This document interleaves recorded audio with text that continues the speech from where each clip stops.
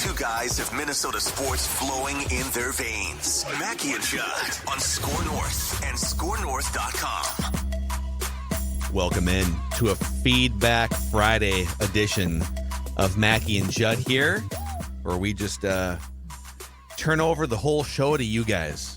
We sift through our email pile here. You can always hit us up through the SKOR North app, the feedback tab. We're monitoring Twitter for your shots, your below-the-belt shots, which there are a couple in here. And SKOR North has accounts also on TikTok and Instagram. Judd is a TikTok star now. I think we're up to like almost 15,000 TikTok followers, the SKOR North account. Ooh, exciting. Yeah, let's get it. Might dance. No, I would love okay. for that. No, I think I might good. dance next. Yeah. 15,000, I might dance just to celebrate it. How about 50? 50,000. How about 100? I'm offering to dance. That's what you don't get the talk. See, why don't you put together put together a TikTok dance for us this weekend and we'll post it. Well, I think it should go through a couple sets of eyes though first. Yeah. Well, I would send it to what I would do is I would do the dance and send it to Dex, and then he would turn it into the official talk. Are you going to dance to a specific well, I don't know, like a specific TikTok song or something? I don't know how to do you have a do game that. plan here? But Yeah, I mean, you know what I dance don't you know wanna how do? to do it. I don't know how to do that. I'd like to do that, but I don't know how. Because there are TikTok. Do you know, just quickly, the thing that amazes me Yes, quickly. about the talk, just quickly, the thing that amazes me about the talk is how fast it goes from one trend to the next. Oh yeah. Like Yeah. you'll get a week of something, and then it's like, I'm tired of this. And then it's just gone, and it's replaced by something else. It A is new amazing. Song, The internet a is new- crazy. Yeah. But I mean, like, it feels like on Twitter and Very Facebook, volatile. some of the gigs just, they go on too much, right? TikTok Yes. people, the influencers are great. They're always On coming to the up next. with new things. Why don't you I create really your own? appreciate that. Create your own dance of some kind. Let's see if you can create something that goes viral. The Judd. Remember Screech on Saved by the Bell did the sprain? What's the Judd? Yeah. That's what we need. You don't have to Yeah. answer now, but just think about it over the Just weekend. think on it. Maybe. Think on it. Gritty. Hold on a second here. Hey, Stella, think on this. Okay. Put her Let's on start with Morgan Haas here via the SKOR North app. He says, how do you guys feel about Kevin O'Connell not even making it as a finalist for Coach of the Year? Yeah, we haven't really talked much about that this week. Yeah.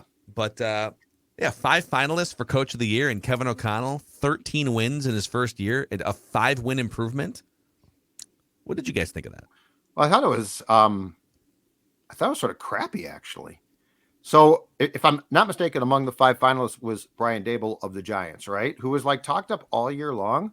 But, this voting was done before the playoffs. Okay. So Yes. post playoffs, I get it. Your team, you got beat, but 13 wins, a division title, your first year. I don't think it would have been that much to have him be a finalist. Now, is that the most important thing? Obviously not. But I did think it was surprising.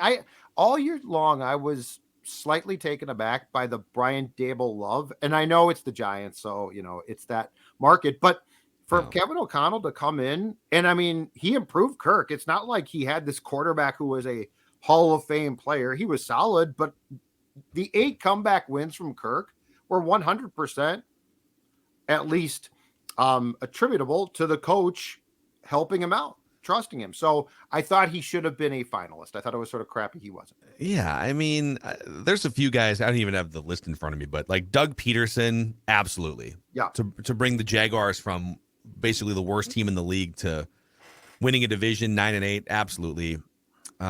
Nick Sirianni in Philadelphia. Sometimes too the Andy Reids of the world that are just consistently good year after year don't get the love because you just expect them to be good. It's Andy Reid and Patrick Mahomes and stuff. Like I would put a guy like him, Kyle Shanahan too, with having to use 3 different quarterbacks and still winning 13 games, rattling off 10 wins in a row. All right. There's got to be room though for a guy. It's like they're dinging him for being lucky. But I feel like throughout the entire offseason, he basically called his shot and said, we want to be situational masters. Situational masters. We practice situational football. Eat, sleep, breathe. Situational football, right? Be at your best when your best is required. All these things that he kept preaching all season. Yeah. And they did. And that's what they were time and time again. So to me, like, he has to be among the 5. I'm not going to lose sleep over it because who cares? But it is kind of interesting that it's just another notch in the belt of the Vikings really being considered frauds, and people still probably having questions about Kevin O'Connell based on the way that they got bounced at the end, I guess. I don't know. Yeah, I thought he should have been 100% considered. I mean, Sean McDermott, I believe, was a finalist too. And look, the Bills were expected to be good. You know, I don't mean to like make the comparison, but did the DeMar Hamlin situation maybe like raise some of his stock a little bit at the last second? Because it is a regular season award. I don't know when the voting takes place, but I'm guessing like right after the season ends, right? So, yeah, I thought it was a little strange that he at least wasn't a finalist. Am I shocked he's not going to win the award? No, but I am pretty surprised that he was not one of the finalists. Yeah, I don't understand. So I think Dable got a lot of credit for improving Jones, and I think O'Connell partially got dinged because, well, Kirk's good enough. And it's like, no, he took Kirk. I thought that Kevin O'Connell deserved as much credit for what he did with Kirk as what Dable did with Jones. Like, I agree. I would have replaced him. So, like, of the finalists, because I'm not trying to ding guys because, oh, their team's good, so they shouldn't be considered. That's not fair. But, like, if I had to take a rookie coach, I would have taken O'Connell before the Giants. Yeah. Brian Koser says, for me, the biggest problem the Vikings have is spending too much money at the running back position and at the linebacker position. You need to pay for a good quarterback unless you're drafting in the top 15, but you don't need a high-profile running back or high-profile linebackers in this league anymore. They need to get rid of all the overpaid players at these positions. The quarterback is not the problem. It's overpaying at these other positions. Yeah, I mean, we definitely spend a lot of time talking about how paying a quarterback as much money as they do is sort of checkmate historically for winning a Super Bowl. But overpaying for a number 2 receiver that's washed up and a running back that's on the downside and a safety that's 33 years old and 2 linebackers that are like that stuff adds up just as much, if not more, than the Kirk Cousins sort of B-level quarterback making A-level money. So I agree. And there's going to be within the next 2 years, really, a shift there, right? Like Justin Jefferson is going to get paid, deserves to get paid, but it's going to come at the price of somebody, or I should say multiple people. Like at some point in time here, there's going to have to be we need to reward Jefferson, Darisaw, just go down that list. And so, yeah, I think the thing that I'm really looking for from Kwesi within the next few years is a topic that we have broached a few times on the show, but it is not just the players you pay, but the positions. You know, so it can't be, well, we love the running back. No, sorry. It can't be, well, we love the safety. No, that doesn't make sense. Like you have to, like if Kwesi is the master that he thinks he is of playing the stock market, right? Draft picks are stock. It's all like the stock market. Well, then one very important thing is to decide just flat out from a starting standpoint, what stocks get paid, not based on the player, but based on the position. Yeah. What are the things in your life that you know you're going to need to spend money on? The most important things, your home/rent, Amen. Your food, right? Your pets, family, kids, whatever it is. Like that, to me, that is your edge rusher, your quarterback, your tackles on offense.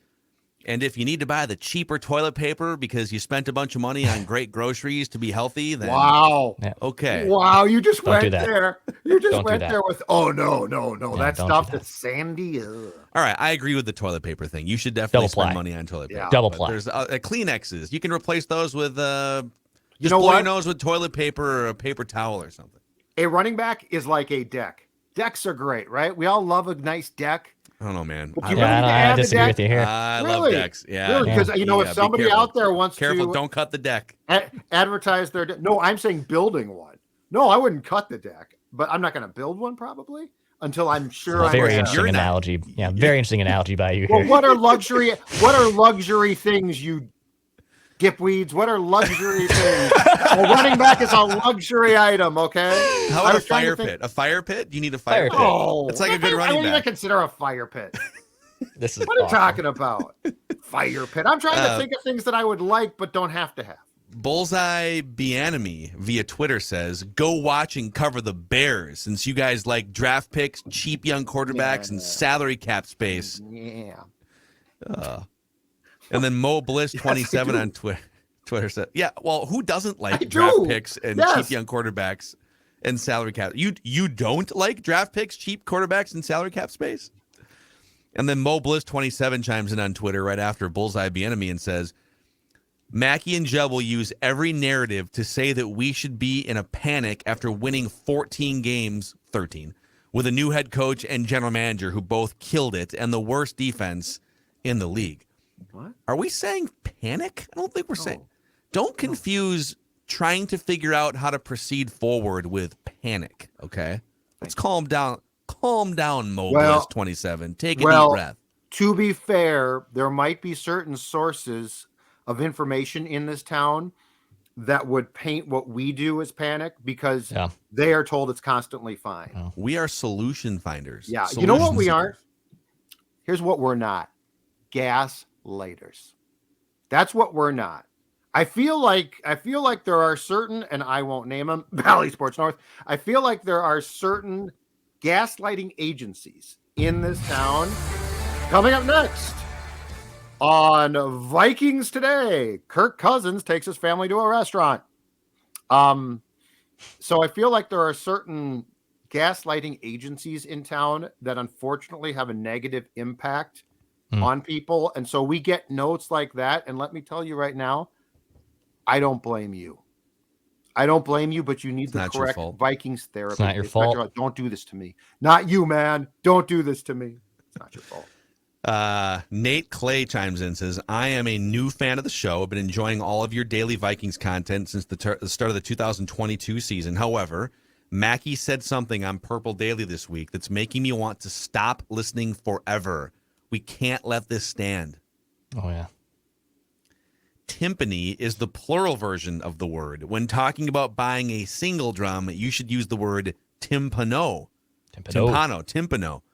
Please go back to hating on Kirk Cousins and stop using incorrect percussion terminology. I apologize. And you're the music guy. I was a band geek through and through. Yeah, what happened to you? Jazz 1, Dixieland 1. Oh, Dixieland. Concert band 1, lead soloist on trumpet. I did not know this about timpani. Didn't know it. This is like usually timpani. They travel in packs. I don't think you ever just see like one timpano. This is like J.K. Simmons in Whiplash. He's like, "Are you rushing or are you dragging?" And he's just slapping you across the face. You're Miles Teller, and you're just being slapped across the face because you don't know what the hell you're doing on that drum set. J.K. is great, man. What an actor. He is one of my favorites. I passed him on the subway my last time I was in New York. He was getting on, and I was getting off. Man amongst men. No, hey, I don't do that. I don't do that with celebs. I don't either. I don't do that with celebs. I don't let them live their lives. No. But I encourage. You don't even say hi. You don't even. But I do encourage listeners to come up and say hi to me. That's a different. Well, you're not a celebrity. We're not celebrities. I ran into R-Truth, Ron Killings, WWE superstar, a couple years ago at an airport. I think I was connecting somewhere, maybe Charlotte or something. Yeah. And I think he lives in Charlotte. And I saw him in the airport, and I thought, God, I'd love to go up and, I don't know, like take the 24/7 title off of him or something. But it'd be great. I just let him live his life. But then when I sat down to get food, I tweeted out like, just saw R-Truth at the airport. And he tweeted back. I think he tweeted back like something like, "Oh, you should have said hi." I'm like, see, sometimes they want you to say hi. You know what? Yeah, sometimes they want. That is such a Minnesota thing. To go off in the corner and then tag them and then get a response. Yeah. Well, I didn't want to bother you, Mr. R-Truth. Mr. Truth? Yeah, Tony Oliva, or not Tony, excuse me. Rod Carew was standing next to me waiting for an Uber last night when I was leaving a Diamond Awards. Not going to go up and, if he wants to engage with me, I'm going to engage with him, but I'm not going to go out of my way and say, "Hi, Rodney, good to meet you." Maybe he would have shared an Uber with you. I would have driven him home. Heck, I would have given him how old? He's like 75 years old, just standing out in the cold waiting for No, we were inside. We were inside. I believe there was some type of, Twins employee with him waiting, maybe waiting for like a car. He's probably has a legit car service. I was waiting, not waiting for an Uber. To drive me the mile home. Mr. R. Carew.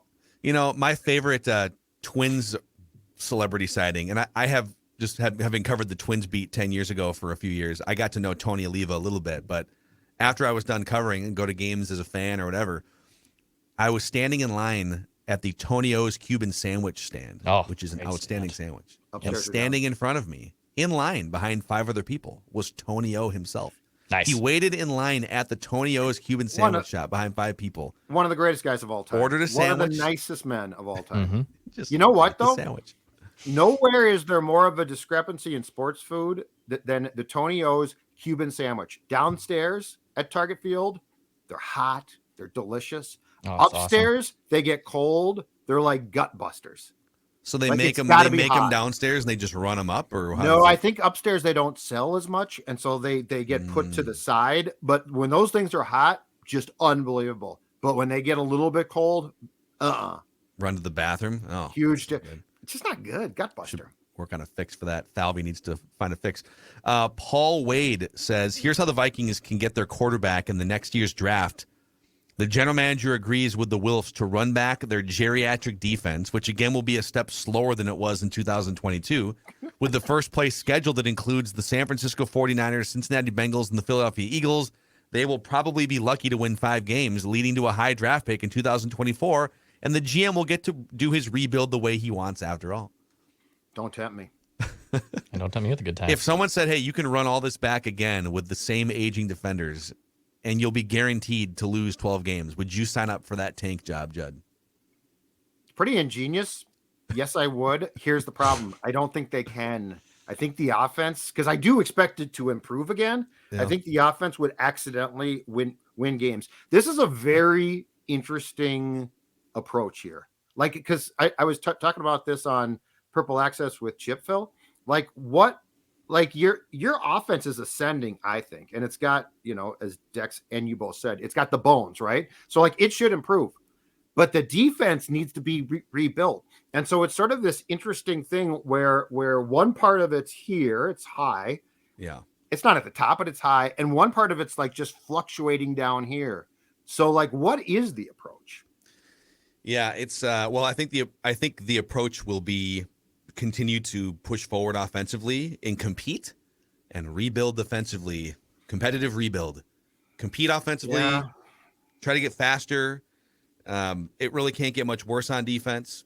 And Booney was kind of saying that on the Trenches Purple Daily episode too, that on defense, just get a bunch of fast guys who fly around, and even if they don't fully know what they're doing, maybe have like one veteran in there. He goes, if you want like a veteran linebacker to like point people in the right direction, or a Harrison Smith, and then a bunch of fast guys running around like idiots. And then the offense, you want to be more cerebral. You definitely want to make sure that guys aren't freaking out. It's more of you're dictating what's happening. I think that's probably what they're gonna lean into. Let's see here. Earl Abbott, Kwesi concerns. I understand this will only be Kwesi's second draft. However, the idea that he looks at the draft like the stock market doesn't give me any warm and fuzzies, because it almost seems instead of taking obvious talent at certain picks, he sort of falls into the Spielman syndrome, thinking he's the smartest guy in the room. The safety from Notre Dame and the wide receiver early last year looked like they would have served this team better. Yep. Yes, it's still early to judge last year's draft, but the Rager trade was not good. Hawkinson was very good. Also, in some of his trading back, didn't seem like he got as much value from other teams who are moving up. I don't know Kwesi's plan, but today I think he should call Randy from Cottage Grove and at the very least ask him what he thinks. What would that conversation potentially be like? Kwesi. Snug. Yeah. What stock market? Well, Randy put out his 7-round mock for the Vikings. He like retweeted it from last year, and he had Brock Purdy going to the Vikings in the 7th round. It's incredible. So Randy had his nose on Brock Purdy. It's funny, if you would have gone with Randy's draft, which I think included, the Vikings drafted the receiver that the Lions got, Williams, right? And then you land Brock Purdy in the 7th round. Mm-hmm. That draft would have been better than what the Vikings drafted. So, Randy's pretty good at what he does. Yes. No stinking stock market for Randy. Park Tavern's pretty good at what they do too, when it comes to group gatherings of any size. And that is what makes them the official sports bar of Sports Dad. And yes, here's the thing about them: group gatherings. And we're not talking about 10 or 15. They can handle that, no problem. Walk in, you're fine. But with a place that's got 2 bars, it's got bowling, it's got banquet rooms, your birthday party, fantasy league draft. I could go on and on, but Park Tavern is prepared to handle them all. And it's as simple as this. parktavern.net, or you can call them 952-929-6810. Let me tell you right now, you call them, you set things up, and they take care of the rest. In other words, you look like you planned this whole thing. You look like a genius. And all you did was call Cheryl and my friends at Park Tavern, and they took care of everything else. parktavern.net. Park Tavern located in my neck of the woods here, St. Louis Park. Also a great place just to watch games and sip on us early. Amen.